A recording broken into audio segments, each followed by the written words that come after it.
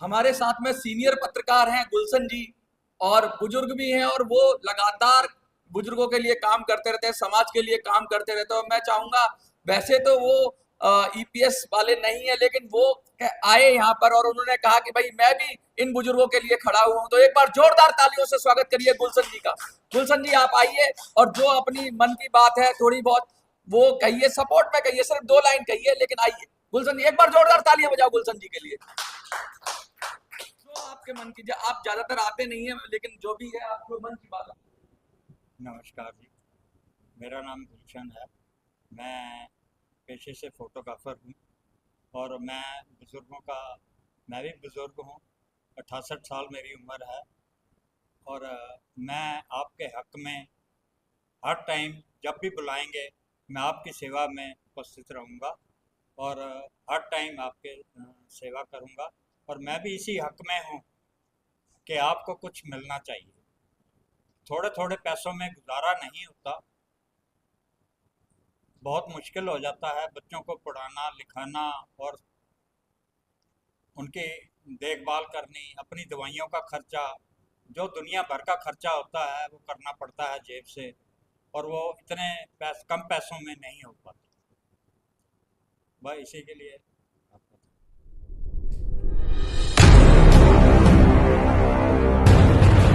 ये मैं देख रहा हूँ कि अलग अलग फील्ड से लोग आ रहे हैं और सपोर्ट कर रहे हैं। इसी सिलसिले में परमार जी हमारे साथ हैं, बहुत सारे लोग हैं, तो मैं उनको बुलाऊंगा और कहूंगा कि वो 2 शब्द कहें। समाज सेवी है, समाज के लिए काम करते हैं, देश के लिए काम करते हैं, लेकिन मैं चाहूंगा कि बुजुर्गों के लिए भी 2 शब्द कहें जिससे उनका हौसला है। एक बार जोरदार तालियों से स्वागत कीजिए परमार जी का।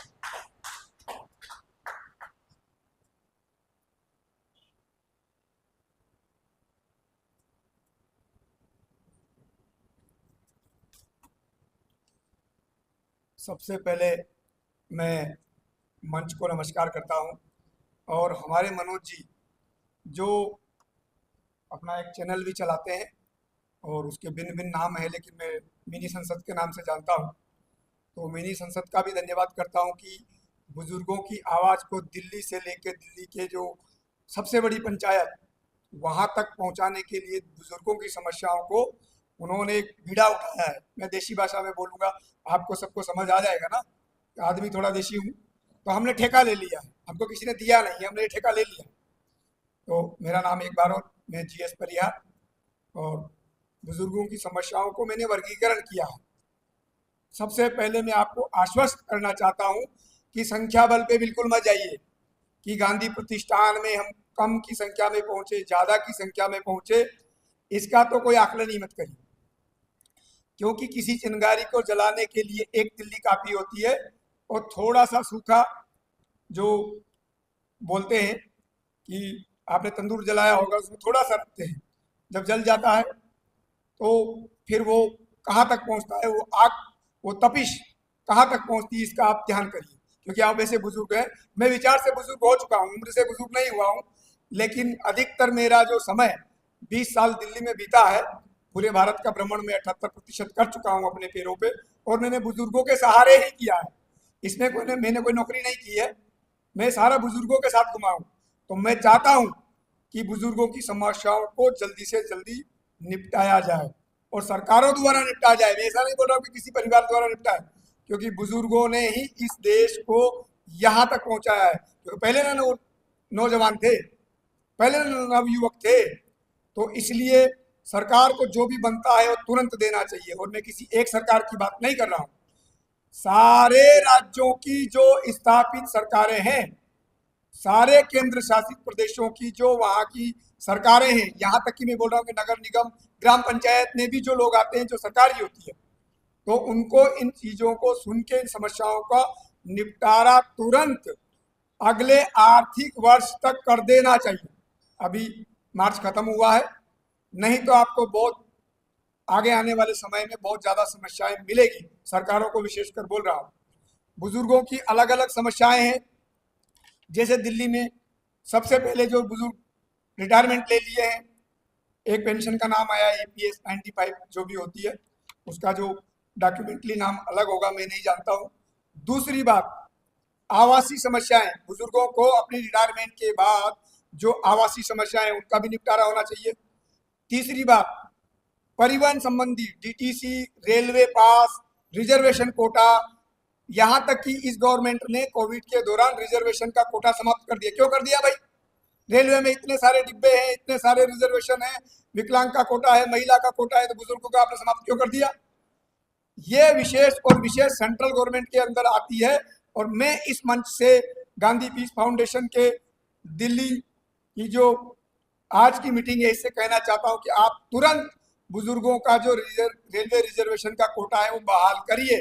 आपका भले ही चुनाव आचार संहिता लगी है कि नहीं लगी, इसका हमको कोई वो भान और ध्यान रखने की जरूरत नहीं है, क्योंकि ये तो हमारा हक है, कल से हर किसी को चाहिए। और बुजुर्ग है ही कितने?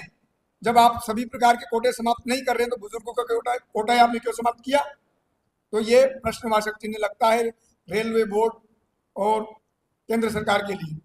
दूसरी बात, सारे राज्यों में जो आर्थिक समस्याएं बुजुर्गों की, चाहे उत्तर प्रदेश अलग मानदेय देता है, दिल्ली तो देता ही नहीं है, सबसे बड़ी दिल्ली की मैं बाद में आऊंगा, छत्तीसगढ़ अलग देता है, अंडमान अलग देता है, गोवा अलग देता है, पश्चिम बंगाल अलग देता है, बिहार अलग देता है, कोई 300 पकड़ा देता है, कोई 500 पकड़ा देता है। तो ये सब मानदेय एक होना चाहिए। जो भी पेंशन का जो है वो नौकरी करके लोग आए उनकी अलग बात बोल रहा हूँ, मैं सिर्फ सामाजिक कल्याण बोर्ड और वृद्धावस्था पेंशन की जो बात कर रहा हूँ वह कम से कम 10,000 रुपये होना चाहिए। ये 500, 700, 1000, 1100, 3000 में कुछ भी नहीं होता है।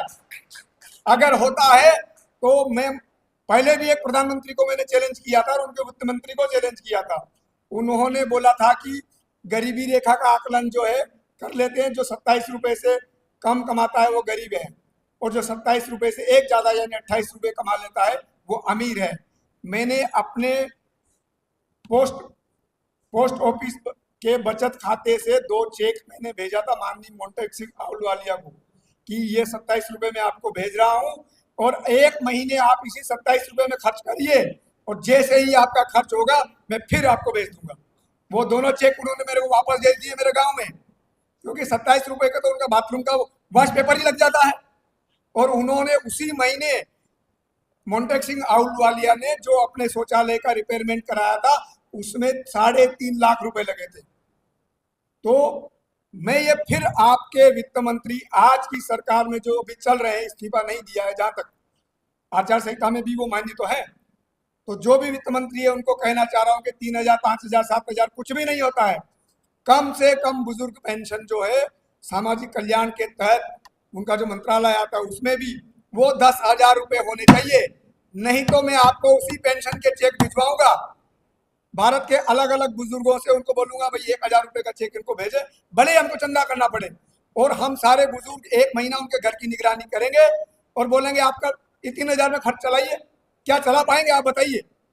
क्या 3,000 में खर्च चल जाएगा? क्या 2,000 में खर्च चल जाएगा? क्या 700 रुपये में खर्च चल जाएगा? तो मेरा कहना है कि ये खर्च कम से कम 10,000 रुपये होना चाहिए, इससे कम नहीं। और ये आने वाले इसी अगले महीने से लागू होना चाहिए, सरकार जब बैठेगी तब बैठेगी। और सबसे मुख्य बात कि डीटीसी का जो पास मिलता है वो पूरा निःशुल्क मिलना चाहिए, 150, 300, 500 रुपये की कोई जरूरत नहीं, एकदम निःशुल्क मिलना चाहिए। परिवहन के तहत ये आता है और सभी राज्यों में मिलना चाहिए, सभी केंद्र शासित प्रदेशों में मिलना चाहिए, कोई भेदभाव नहीं होना चाहिए। परिवहन संबंधी हो गया, रेलवे का कोटा तुरंत होना चाहिए। और दूसरी बात, सबसे बड़ी बात, कि लोग जैसे आज मनोज स्वराज जी जो है इस लड़ाई को लड़ रहा है, इसी प्रकार 1977, 75 या जो भी समय रहा उस समय आपातकाल लगा था। आपातकाल में उस समय के नौजवान लोग लड़े थे जो मेरी तरह थे, मनोज जी की तरह थे। आज वो सारे के सारे बुजुर्ग हो चुके हैं।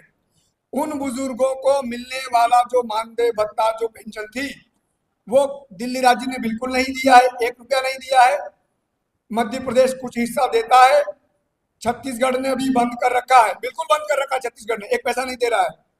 और पिछले विधानसभा चुनावों में वो मुद्दा था, तो माननीय मोदी जी आप उस खर्च को तुरंत उन प्रिंसिपल सेक्रेटरी को एक ऑर्डर पास करके तुरंत उनको दिलवाइए, क्योंकि कोई पाप नहीं किया है उन लोगों ने। आपकी राजनीतिक सुरक्षा के लिए घर घर जाके आपातकाल में इंदिरा गांधी के खिलाफ वो लड़े और वापस लोकतंत्र को लेके आए।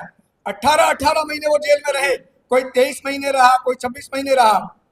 तो वो मीसाबंदी जिसको बोला जाता है, उनका जो बजट बनता है, उनका जो कोटा है, 29-30 जो भी राज्य हैं उनमें सभी और केंद्र शासित प्रदेशों में कल से ही वो लागू होना चाहिए। नहीं तो मैं बुजुर्गों को कहूंगा आप वोट का बहिष्कार करिए, आप वोट मत दीजिए, लोकतंत्र को आपने बचाया है, फिर आपको कल बुला लेंगे, 19 तारीख को वोट डालिए, 19 मार्च को वोट डालिए, 26 मार्च को वोट डालिए, मई में वोट डालिए। क्यों डाले? जब लोकतंत्र को बचाने के लिए हम लोगों ने लड़ाई ले ली और उसका जो आप वो दवाई खर्च, बीमार का जो खर्च बनता है बुजुर्गों को वही नहीं दे पा रहे हैं, तो अगली बार हम लोकतंत्र की आहुति में भाग क्यों लेंगे? तो मैं अपनी बात को यही रोकता हूँ मनोज स्वराज जी को और यहाँ जो उपस्थित लोग हैं, इसके साथ साथ जो भी लाइव या रिकॉर्डिंग में मेरे को सुन रहे हैं, मैं भी मनोज स्वराज जी के साथ बुजुर्गों के मुद्दे पर इस बात से उतना ही सहमत हूँ जितने बुजुर्ग हैं और जितना मनोज स्वराज जी है। तो मैं फिर कहना चाहता हूँ कि इस लड़ाई को तेज करना पड़ेगा, इस लोकतंत्र के जो आहुति में इसको चैलेंज करना पड़ेगा। और ये कह रहा हूँ कि प्रत्येक बुजुर्ग को जो जहां भी है उसको उस सीट पे अपना आवेदन देना चाहिए और एक ही मांग रखनी चाहिए, आप बुजुर्ग पेंशन पूरे भारत में एक जैसी निर्धारित करें और वो कम से कम 10,000 रुपये होनी चाहिए।